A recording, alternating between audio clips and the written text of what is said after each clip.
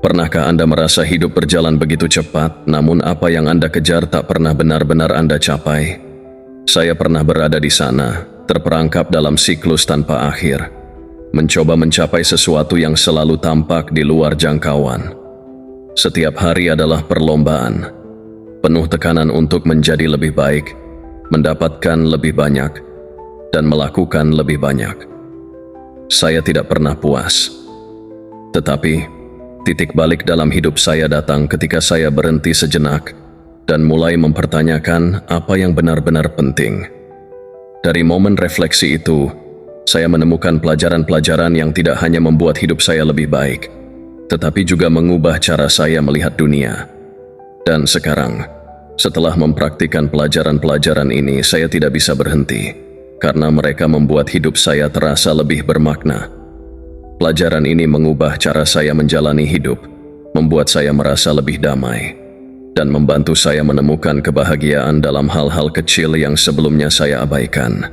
Sebelum kita mulai membahas pelajaran hidup yang bisa membuat hidup Anda jauh lebih baik, jangan lupa untuk like, tinggalkan komentar di bawah tentang pelajaran apa yang paling berdampak bagi Anda, dan subscribe agar tidak ketinggalan konten inspiratif lainnya. Mari kita sama-sama belajar dan bertumbuh untuk menjalani hidup dengan lebih bijaksana.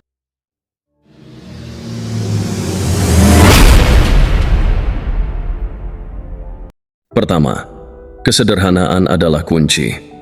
Berhenti mencari, mulailah menikmati. Saya pernah hidup dengan mentalitas bahwa kebahagiaan selalu ada di ujung pencapaian berikutnya.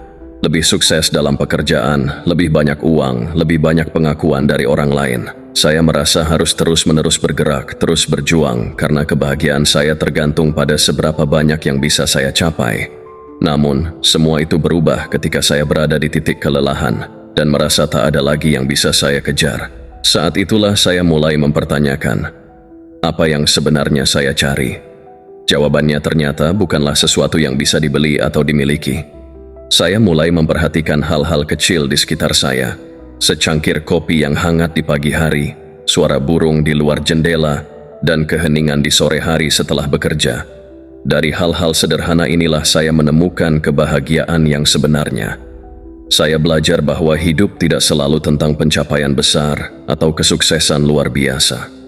Kesederhanaan memberikan ruang bagi saya untuk benar-benar merasakan momen yang ada, tanpa beban harapan yang berat.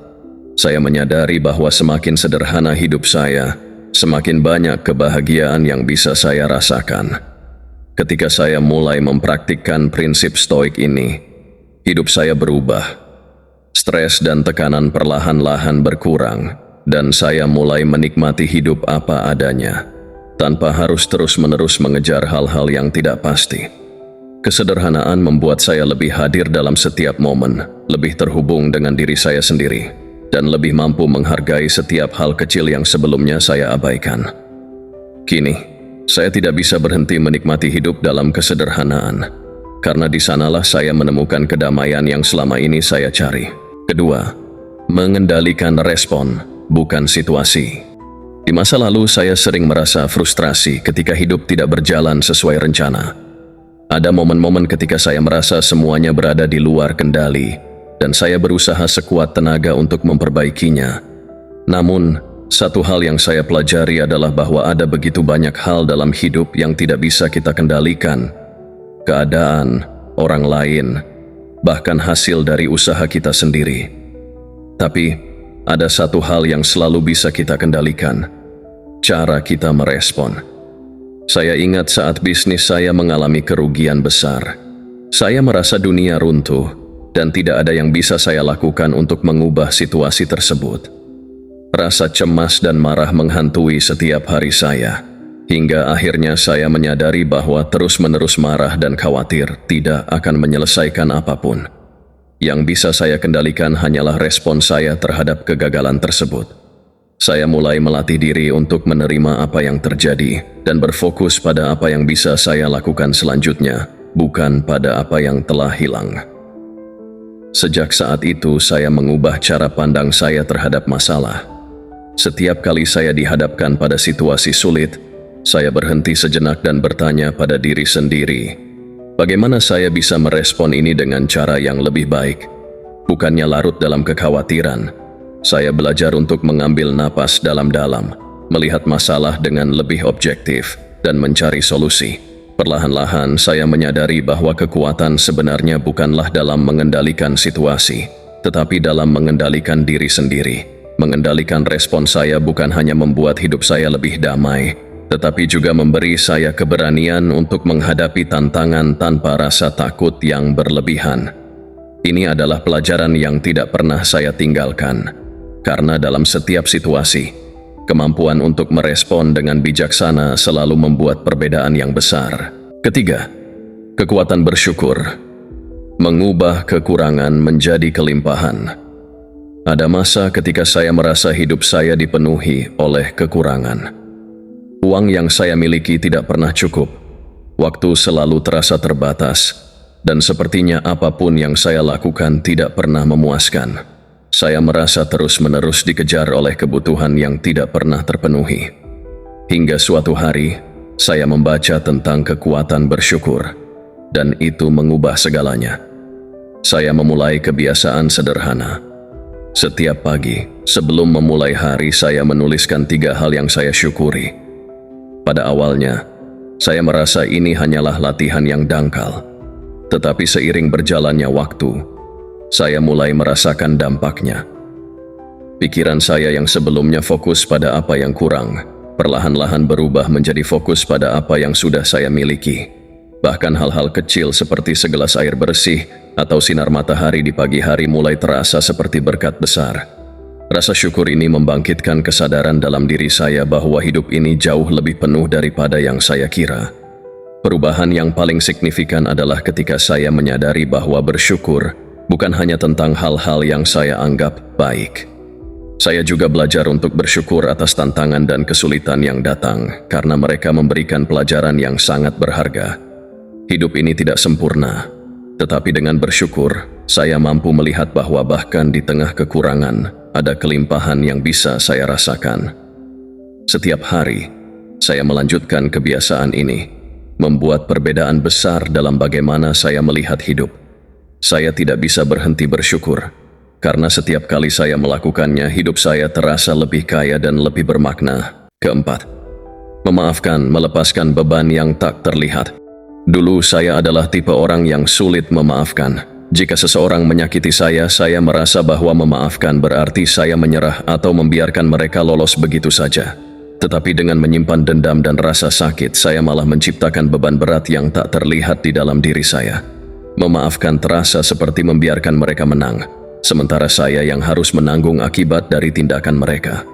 Namun, suatu hari saya mendengar seseorang mengatakan bahwa memaafkan bukan tentang membebaskan orang lain, melainkan membebaskan diri sendiri.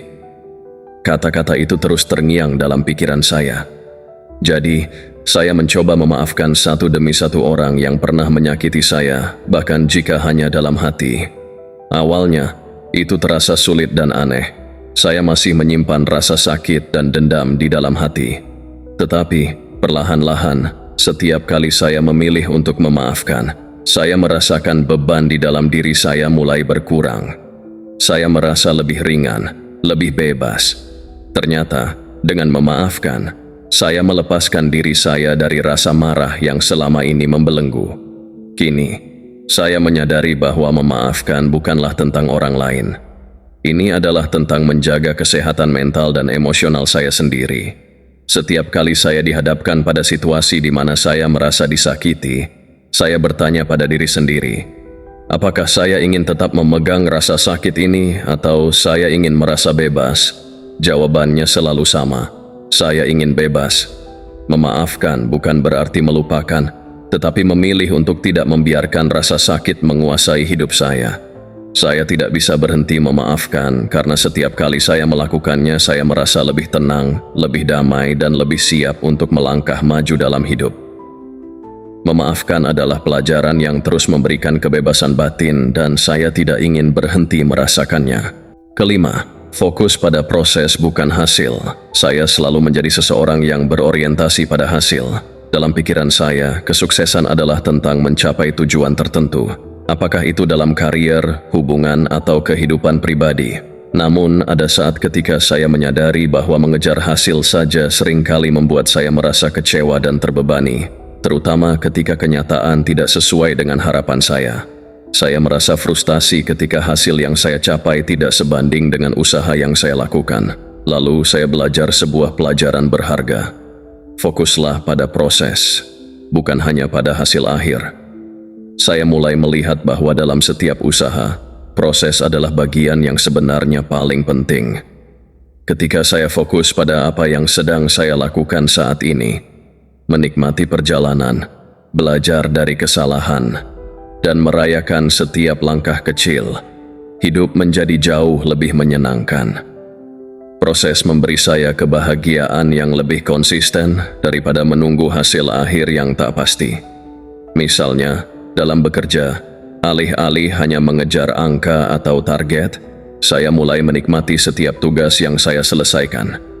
Saya merayakan pencapaian kecil seperti menyelesaikan sebuah proyek dengan baik atau belajar keterampilan baru, tanpa terlalu khawatir tentang hasil akhirnya. Ketika saya mulai fokus pada proses, saya menemukan bahwa hasilnya seringkali datang dengan sendirinya. Bahkan jika hasilnya tidak sesuai harapan, saya tidak lagi merasa kecewa karena saya telah menikmati setiap langkah perjalanan itu. Saya belajar untuk merayakan usaha, bukan hanya pencapaian. Pelajaran ini mengubah cara saya memandang segala hal, dari pekerjaan hingga hubungan pribadi. Kini saya tidak bisa berhenti menerapkan prinsip ini, karena proses selalu memberi saya lebih banyak kebahagiaan daripada sekadar menunggu hasil akhir. Keenam, berinvestasi dalam diri sendiri, waktu dan energi yang tidak akan sia-sia.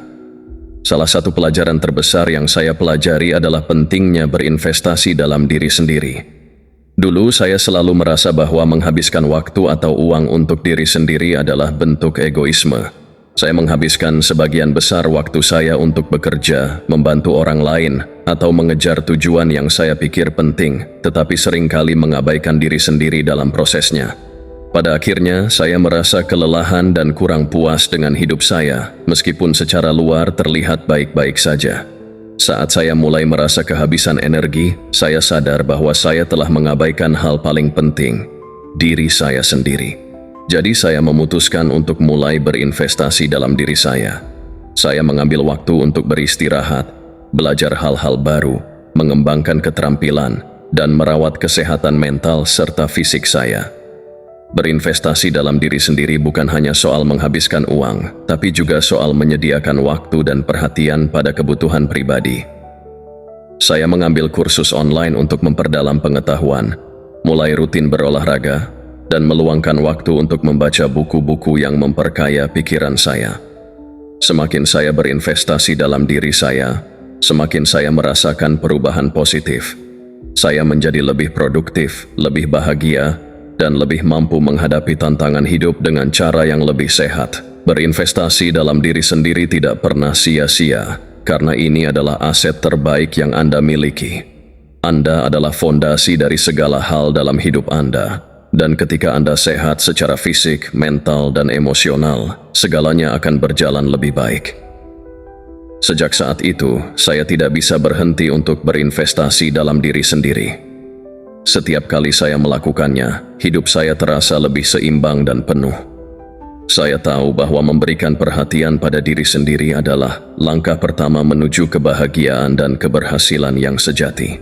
Ketujuh, mengelola waktu dengan bijaksana. Waktu adalah sesuatu yang sering saya abaikan di masa lalu. Saya menjalani hari-hari dengan pola yang sama, melakukan tugas-tugas tanpa benar-benar memikirkan bagaimana saya menghabiskan waktu. Saya merasa waktu selalu cukup, dan jika tidak, saya hanya perlu bekerja lebih keras, lebih lama. Namun setelah bertahun-tahun, saya mulai merasakan akibat dari gaya hidup tersebut.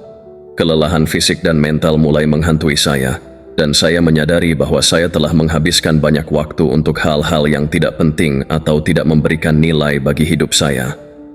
Suatu hari, saya menemukan konsep bahwa waktu adalah sumber daya yang paling berharga, bahkan lebih berharga daripada uang.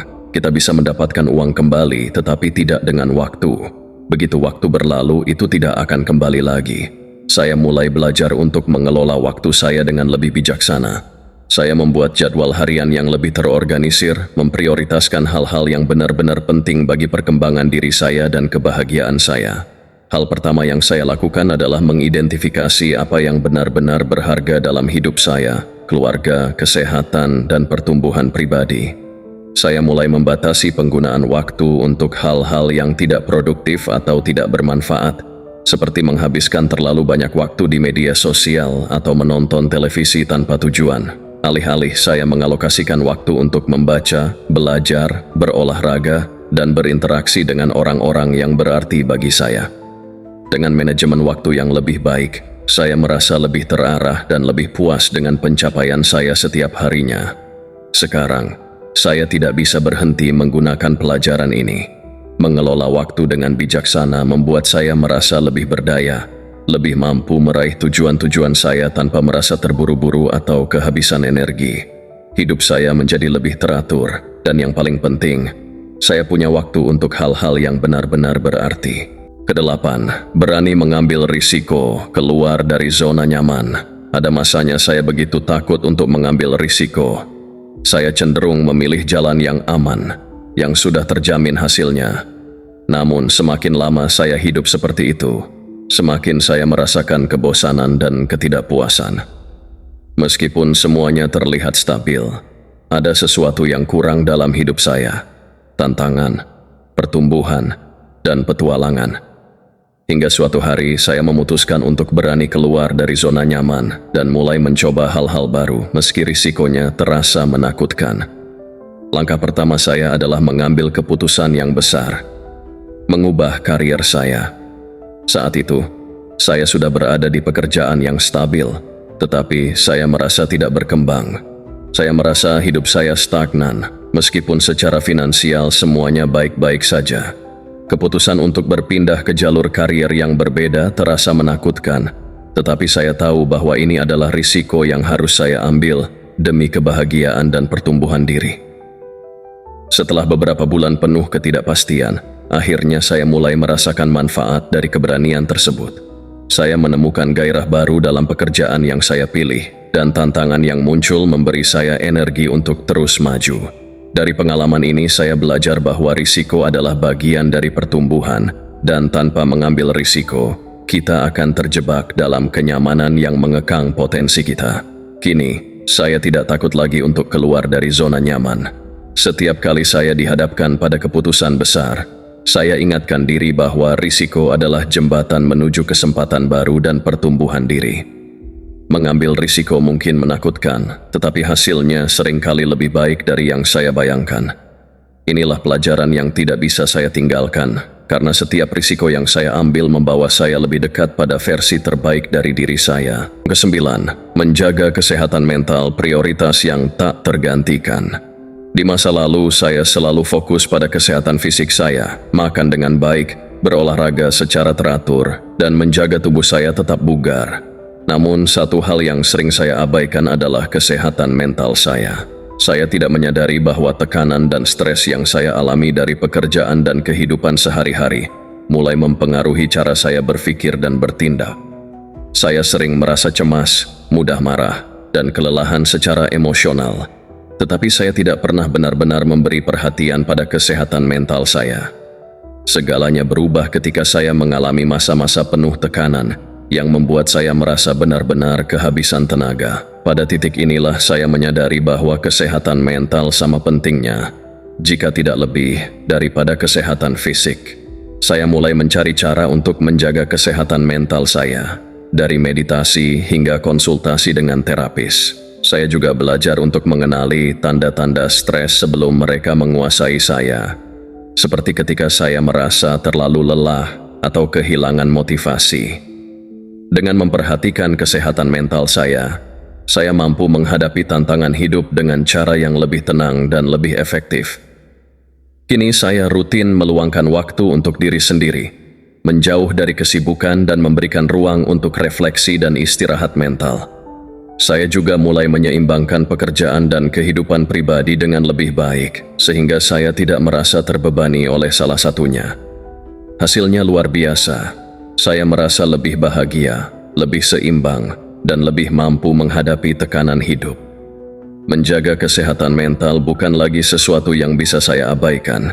Ini telah menjadi prioritas utama dalam hidup saya, dan saya tidak bisa berhenti menerapkan pelajaran ini.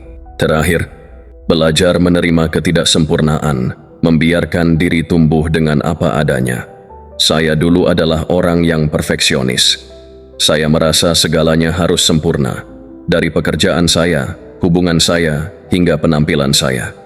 Jika ada satu hal yang tidak sesuai standar yang saya tetapkan, saya merasa kecewa dan seringkali mengkritik diri sendiri secara berlebihan. Namun, satu hal yang saya pelajari seiring waktu adalah bahwa kehidupan tidak pernah sempurna, dan mencoba mengejar kesempurnaan hanya akan membawa stres dan ketidakpuasan. Saya mulai belajar untuk menerima ketidaksempurnaan dalam hidup saya, baik itu dalam diri saya sendiri maupun dalam keadaan di sekitar saya. Ketika saya berhenti memaksakan diri untuk menjadi sempurna, saya merasakan kebebasan yang belum pernah saya rasakan sebelumnya. Saya mulai menerima bahwa menjadi manusia berarti menerima kekurangan, kesalahan, dan kegagalan sebagai bagian dari proses pertumbuhan. Alih-alih mengkritik diri sendiri setiap kali saya tidak mencapai standar yang saya tetapkan, saya mulai merayakan usaha saya, apapun hasilnya. Saya menyadari bahwa ketidaksempurnaan adalah bagian dari perjalanan hidup, dan justru di sanalah kita menemukan pelajaran yang paling berharga. Dengan menerima ketidaksempurnaan, saya merasa lebih damai dan lebih bahagia dengan diri saya sendiri. Menerima ketidaksempurnaan juga membuat saya lebih empati terhadap orang lain. Saya belajar bahwa semua orang memiliki perjuangan mereka sendiri dan tidak ada yang sempurna. Pelajaran ini mengajarkan saya untuk hidup dengan lebih ringan, tanpa beban harapan yang tidak realistis. Kini, saya tidak bisa berhenti untuk menerima dan merayakan ketidaksempurnaan, karena itu memberi saya kebebasan untuk tumbuh dan berkembang tanpa tekanan yang tak perlu. Pelajaran-pelajaran stoikisme yang saya bagikan di atas telah menjadi pilar penting dalam hidup saya, dan saya percaya bahwa siapapun yang mempraktikannya juga dapat merasakan dampak positifnya. Setiap pelajaran tidak datang dengan mudah, tetapi justru dari perjalanan yang penuh tantangan itulah saya menemukan kekuatan dan kebijaksanaan yang sejati. Dalam proses tersebut, saya menyadari bahwa hidup bukanlah tentang mengejar kesempurnaan, melainkan tentang merangkul ketidaksempurnaan dan belajar dari setiap langkah yang kita ambil. Jika ada satu hal yang paling penting yang bisa Anda ambil dari pengalaman saya, itu adalah bahwa perubahan besar tidak selalu datang dari luar diri kita. Terkadang, perubahan terbesar adalah bagaimana kita memandang hidup dan bagaimana kita merespons tantangan. Ketika Anda mulai menyadari bahwa hidup adalah perjalanan yang penuh dengan pelajaran, setiap pengalaman, baik itu manis maupun pahit, menjadi kesempatan untuk tumbuh. Pelajaran hidup ini mengajarkan kita untuk lebih sabar, lebih bijaksana, dan lebih terbuka terhadap apapun yang akan datang. Saya berharap Anda juga bisa mengambil waktu untuk merenungkan hidup Anda sendiri dan mulai mempraktikkan hal-hal yang saya pelajari dengan susah payah ini. Anda mungkin tidak langsung merasakan perubahan besar, tetapi percayalah, setiap langkah kecil menuju perbaikan diri adalah investasi besar bagi masa depan Anda. Hidup ini terlalu singkat untuk dihabiskan dengan rasa takut, kebencian, atau penyesalan. Dengan memeluk setiap pelajaran dan mengambil langkah berani, Anda akan menemukan kebahagiaan sejati yang berasal dari dalam diri Anda. Sebagai penutup, ingatlah bahwa hidup adalah guru terbaik kita. Pelajaran yang Anda dapatkan dari pengalaman Anda sendiri akan membentuk diri Anda menjadi versi terbaik. Jangan takut untuk jatuh, karena dari jatuh itulah Anda akan belajar untuk bangkit dengan lebih kuat. Tidak ada pelajaran yang sia-sia jika kita mau belajar darinya, dan dengan hati yang terbuka, Anda akan menemukan bahwa hidup ini penuh dengan keajaiban yang mungkin selama ini Anda abaikan. Teruslah belajar, teruslah bertumbuh, dan biarkan pelajaran-pelajaran ini membawa Anda pada kehidupan yang lebih baik, lebih bahagia, dan lebih bermakna.